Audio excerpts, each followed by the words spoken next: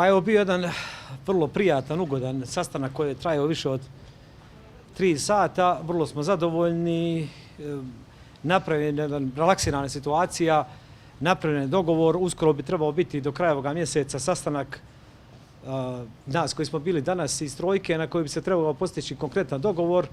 To je ono što vam za sad možemo reći. Nadamo se da će ova kriza da se što prije razriješi i da će se relaksirati, smanjiti tenzije, što je nama svima cilj, da će profunkcionisati institucije i da će se deblokirati procesi koji su ranije bili započeti.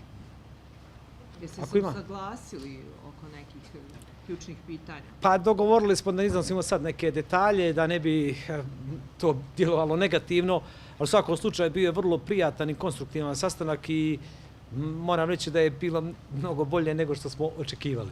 Ali bit će, naravno, do kraja mjeseca trebao biti jedan sastanak na većem nivou, da se rato tad neki papir dogovori, neki sporazum o funkcionisanju i radu, ukoliko naravno se postigne dogovor u narednih 1,5 dana, tad će neke stvari biti precizirane. U svakom slučaju, vrlo smo zadovoljni. Molim?